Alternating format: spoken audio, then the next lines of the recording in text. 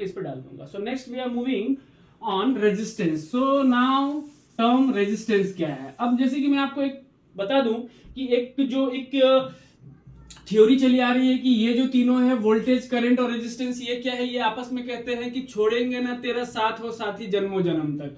मतलब कि ये वोल्टेज, करंट और रेजिस्टेंस जो है ये कभी एक दूसरे के साथ नहीं छोड़ सकते। कैसे नहीं साथ छोड़ सकते, मतलब ये अधूरा है किसके बिना, वोल्टेज के बिना अधूरा हो गया। ये तो आपको पता चल गया कि जब तक मैं वोल्टेज नहीं दूंगा तब तक जो है वो चार्ज जो है वो फ्लो नहीं करेगा, इलेक्ट्रॉन सर्किट में मूव नहीं करेगा, किसी भी वायर में मूव नहीं करेगा। तो अब ये तो हो गई कि इसके बिना ये अधूरा है। तो जब इसके बिना ये अधूरा है तो इसके बिना ये अधूरा है। यही तो उन्होंने कहा है ओम्स जी ने कि जो कोई भी कंडक्टर में जो करंट जो फ्लो करता है वो डायरेक्टली प्रोपोर्शनल होता है उसके वोल्टेज का।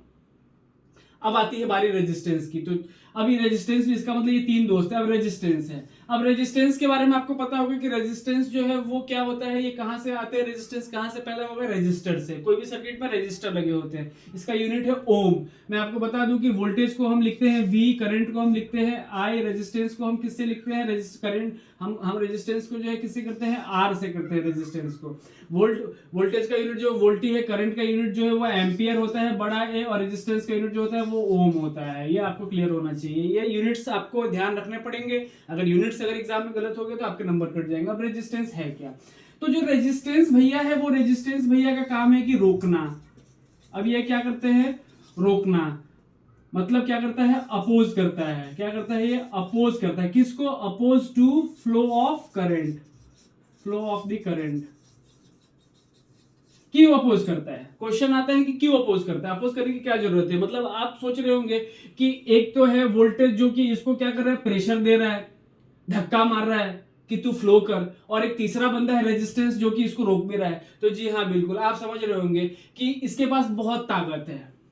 ये जो बंदा है करंट, इसके पास जो है ये जो चार्ज, इलेक्ट्रिक चार्ज जो है जहां से करंट जो पैदा होती है उसके पास बहुत ताकत है। अब इनको क्या है, डर है, वोल्टेज को क्या है, डर है। क्या डर है कि अगर मैंने सप्लाई दिया तो ये इतना तेज है कि ये कहीं क्या करे, इतने स्पीड में ना दौड़ने लगे कि ये सबको तबाह कर दे। इसी के लिए इसने अपना एक और दोस्त बना लिया जिसका नाम है रेजिस्टेंस। क्या करेगा, ये रोकेगा। कहां से निकलते हैं, रेजिस्टर से। रेजिस्टर लगे होते हैं, आपको याद होंगे, बहुत सारे सर्किट, हर सर्किट में रेजिस्टर होते हैं। तो ये रेजिस्टेंस क्या करता है, रोकता है। मतलब करंट को बोलता है भैया थोड़ा धीरे हो जा, अब तेरी इतनी जरूरत नहीं है। या कभी बोलता है कि बहुत स्लो आ रहा है, थोड़ा फास्ट तो कर क्योंकि बहुत जरूरी है तेरा। तो ये रेजिस्टेंस का मतलब अपोज क्या करता है, करंट के फ्लो को अपोज करता है ये। अब वोल्टेज, करंट, रेजिस्टेंस आपको समझ में आ गया होगा कि अगर मैं एक नॉर्मल भाषा में बोलूं, सिंपल लैंग्वेज में, 3 लाइन में खाली बोलूं, तो वोल्टेज क्या करता है कि ये पुश कर रहा है, मतलब किसी चीज को क्या कर रहा है, धक्का मार रहा है। एक प्रोसेस है, बिजली का एक प्रोसेस है, धक्का मारा।